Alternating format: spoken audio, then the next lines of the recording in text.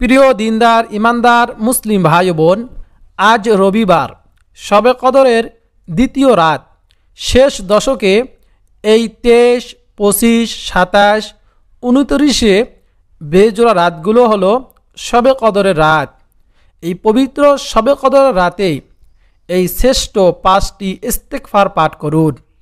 আল্লাহ তাআলা আপনার জীবনের সমস্ত গুনাহগুলো মাফ করে দিবেন এবং সেই সময়ে আপনি মনে মনে আল্লাহ তাআলার কাছে যা চাইবেন আল্লাহ তাআলা আপনাকে তাই দান করবেন।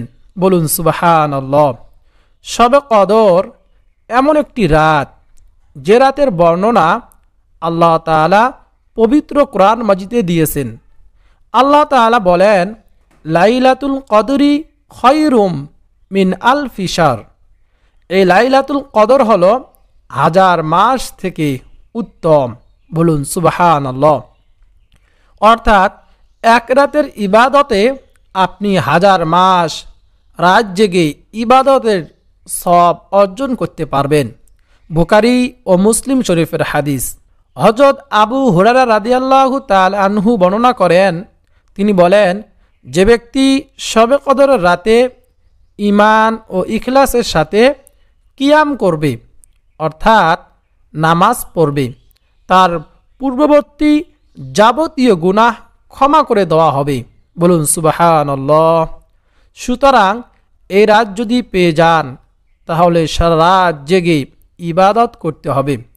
যেমন নফল নামাজ, তাজবি, তাহলিল, জিকির আজগার, তওবা, ইস্তেগফার, কোরআন তেলাওয়াত, দরুদ শরীফ বেশি বেশি পড়তে হবে। মহিলারা শবে কদর রাতে এই 5টি ইস্তেগফার পাঠ করতে পারেন। পিরিয়ড ও হায়েজ থাকা নারীরাও শবে কদরের এসব আমল করতে পারবেন। প্রিয় দর্শক, এমন ফজিলতপূর্ণ আমল আপনারা কখনোই ছাড়বেন না। তাই আমি বিশ্বাস করি যে ব্যক্তি আল্লাহ তাআলাকে ভয় করে, নবীজি সাল্লাল্লাহু আলাইহি সাল্লামকে ভালোবাসে, যে ব্যক্তি জান্নাতে রব্বুল আলামিনের দিদার পেতে চায় এবং যে ব্যক্তি চায় জীবনের সমস্ত গুনাহগুলোকে মাফ করাতে, সে আজকের ভিডিওটি অবশ্যই সম্পূর্ণ দেখবে। এখান থেকে প্রতিটি ইস্তেগফারের আমলকে সুন্দরভাবে শিখবে এবং পরবর্তীতে নিয়মিত এই 5টি ইস্তেগফারে আমল করবে ইনশাআল্লাহ। আল্লাহ রাব্বুল আলামিন তার গুনাহগুলোকে ক্ষমা করে দিবেন।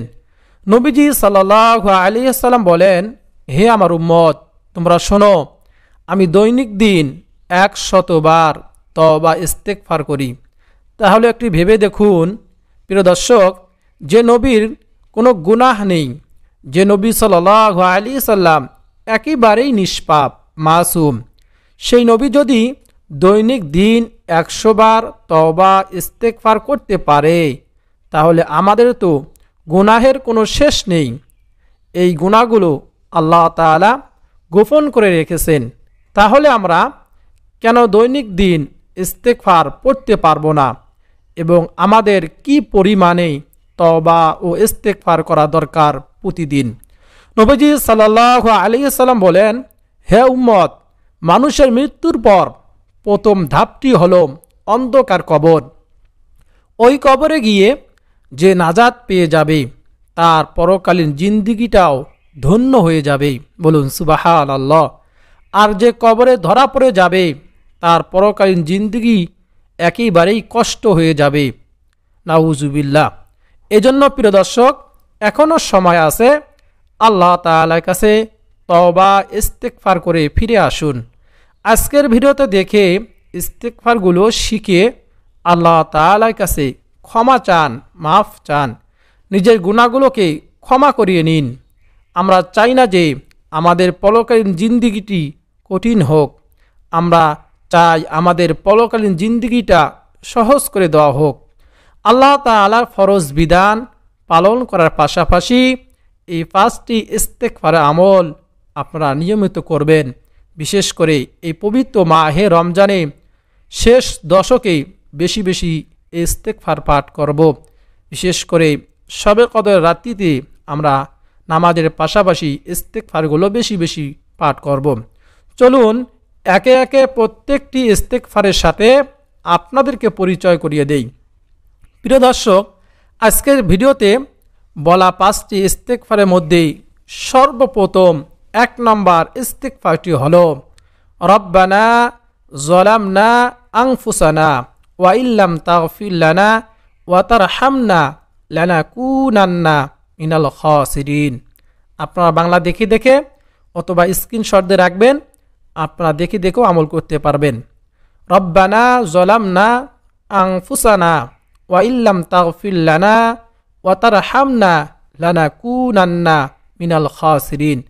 এটা হচ্ছে পবিত্র কোরআনুল কারীমের একটি আয়াত।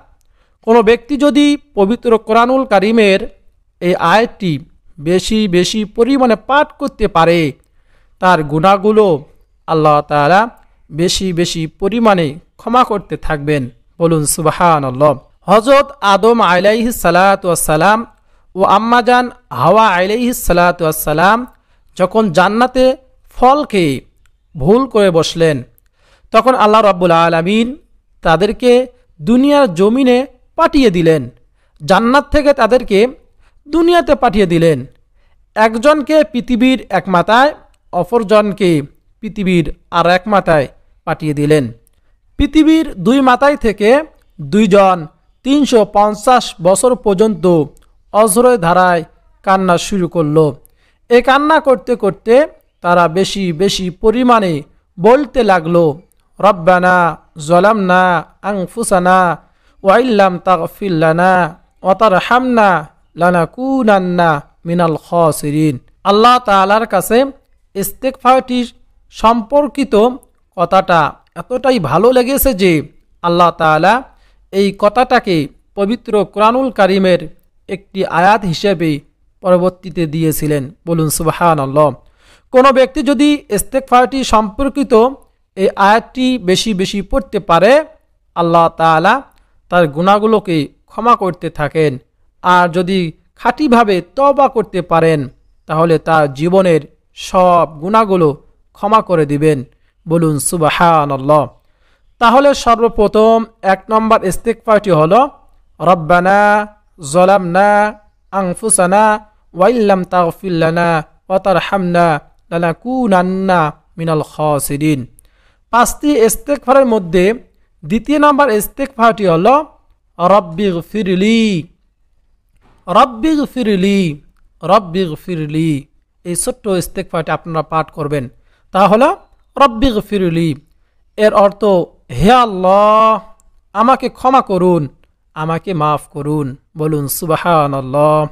আল্লাহ তাআলার কাছে যদি কোনো ব্যক্তি ক্ষমা চায়, নবীজি সাল্লাল্লাহু আলাইহি সাল্লাম বলেন, চোখ দিয়ে কান্না করে যদি আল্লাহ তাআলার কাছে ক্ষমা চাইতে পারো, চোখের পানিগুলো গালের নিচে আসার পূর্বে তোমার জন্য সুসংবাদ হলো তোমার গুনাহগুলো আল্লাহ তাআলা ক্ষমা করে দিয়েছেন।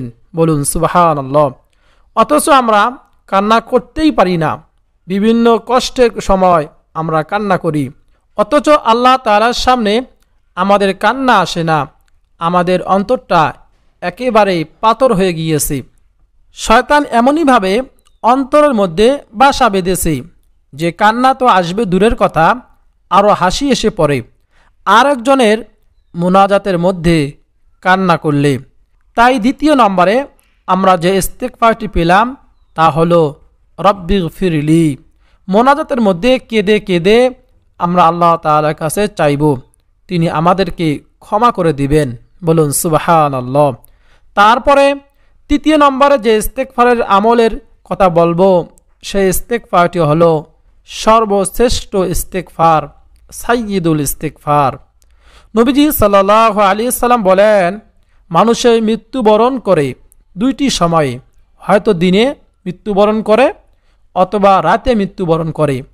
এই 2 সময়ের মধ্যে যদি কোনো ব্যক্তি সকালবেলা একবার সাইয়্যিদুল ইস্তেগফার পাঠ করে, সে যদি সন্ধ্যা হওয়ার আগেই মারা যায়, তবে সে জান্নাতি হবে। বলুন সুবহানাল্লাহ। আবার কোনো ব্যক্তি যদি সন্ধ্যাবেলা একবার সাইয়্যিদুল ইস্তেগফার পাঠ করে, সে যদি সকাল হওয়ার আগেই মারা যায়, তবে সেও জান্নাতি হবে। বলুন সুবহানাল্লাহ। অথচ আমাদের মধ্যে আমরা অনেকেই আছি যারা সাইয়্যিদুল ইস্তেগফার পাঠ করতে পারি না। আমরা এখনও পর্যন্ত শিখতে পারলাম না এই সাইয়্যিদুল ইস্তেগফার। চলুন আমরা এই সাইয়্যিদুল ইস্তেগফারটি শিখে নেই। সর্বশ্রেষ্ঠ ইস্তেগফার সাইয়্যিদুল ইস্তেগফার, তা হলো আল্লাহুম্মা আনতা রাব্বি লা ইলাহা ইল্লা আনতা খালাকতানি ওয়া আনা আবদুকা ওয়া আনা আলা আহদিকা ওয়া ওয়া'দিকা মাস্তাতা'তু আউযু বিকা মিন শাররি মা সানা'তু আবুউ লাকা বিনি'মাতিকা আলাইয়া ওয়া আবুউ লাকা বিযামবি ফাগফিরলি ফাইন্নাহু লা ইয়াগফিরুয যুনুবা ইল্লা আনতা। প্রিয় দর্শক, আপনারা বাংলা দেখে দেখে এই সাইয়্যিদুল ইস্তেগফারটি শিখে নেবেন। তৃতীয় নম্বরে আমরা পেলাম এই ইস্তেগফারটি সবচেয়ে শ্রেষ্ঠ ইস্তেগফার সাইয়্যিদুল ইস্তেগফার। এটি আমরা পাঠ করব আমাদের গুনাহগুলোকে মাফ করানোর জন্য। তারপরে চতুর্থ নম্বরে যে ইস্তেগফারের কথা আমি আপনাদেরকে বলবো সেটি হলো ছোট একটি ইস্তেগফার। আল্লাহ তাআলা আমাকে ক্ষমা করে দিন, এই ইস্তেগফার। নবী মুসা আলাইহিস সালাতু ওয়াস সালামের জামানার সেই নাফরমান ব্যক্তির ঘটনা কে না জানেন। ওই নাফরমান ব্যক্তি 40 বছরের জিনাকারী যুবক। তারপরে সে একটু তওবা করার কারণে আল্লাহ তাআলার দরবার থেকে ক্ষমা পেয়েছিল। আর আমরা কেন তওবা করতে পারি না? দুনিয়াতে ক্ষমা চেয়ে ক্ষমা পাওয়া সম্ভব, কিন্তু পরকালে গিয়ে কোনো ক্ষমা নেই। অনেকে হাসরের মাঠে পরকালে গিয়ে আফসোস করবে যে হায়রে, কেন দুনিয়াতে থাকতে আল্লাহ তাআলার কাছে একটু মাফ চাইলাম না, একটু তওবা করলাম না। তাই চতুর্থ নম্বরে যে ইস্তেগফারটি আমি আপনাদেরকে বলে দিয়েছি সেটি আমরা মোনাজাতের মধ্যে বলতে পারি, আল্লাহ তাআলা আমাদেরকে ক্ষমা করে দিন, এইভাবে মোনাজাতের মধ্যে বলবেন। তারপরে পঞ্চম নম্বরে সর্বশেষ যে ইস্তেগফারটির কথা বলবো সেটি হলো আমরা কম বেশি সবাই জানি, সেটি হলো আস্তাগফিরুল্লাহ রাব্বি মিন কুল্লি যামবিন ওয়া আতুবু ইলাইহি লা হাওলা ওয়ালা কুওয়াতা ইল্লা বিল্লাহিল আলিয়্যুল আযীম। আমরা সকলেই পড়তে পারি কম বেশি। আস্তাগফিরুল্লাহ রাব্বি মিন কুল্লি যামবিন ওয়া আতুবু ইলাইহি লা হাওলা ওয়ালা কুওয়াতা ইল্লা বিল্লাহিল আলিয়্যুল আযীম। অর্থ, আমি আল্লাহ তাআলার কাছে ক্ষমা চাই আমার সব পাপের। আমি তার কাছে ফিরে আসি। আল্লাহ তাআলার সাহায্য ছাড়া গুনাহ থেকে বাঁচার ও নেক কাজ করার কোনো শক্তি নেই। মুসলিম ও তিরমিজি শরীফের হাদিস। মোটামুটি সবাই পারি, যারা না পারি আমরা অবশ্যই এখান থেকে শিখে নেব। স্ক্রিনশট দিয়ে রেখে আমরা দেখে দেখে শিখে নেব। এই ইস্তেগফারগুলোর ফজিলত অনেক অনেক বেশি। ইস্তেগফারে অনেক পুরস্কার রয়েছে। ইস্তেগফার সম্পর্কিত অনেক ভিডিও আমাদের এই চ্যানেলে রয়েছে, আপনি চাইলে দেখে নিতে পারেন। প্রিয় দর্শক, 5টি ইস্তেগফার আমরা অবশ্যই ভালোভাবে শিখে নেবেন আর শবে কদর রাতে বেশি বেশি পাঠ করবেন এবং সারা জীবন আমরা আমল করব। এই ছিল আমাদের আজকের ভিডিওটি, অত্যন্ত গুরুত্বপূর্ণ একটি ভিডিও। ভিডিওটি যদি ভালো লাগে অবশ্যই চ্যানেলকে সাবস্ক্রাইব করে পাশে থাকা বেল বাটনটি বাজিয়ে দিবেন।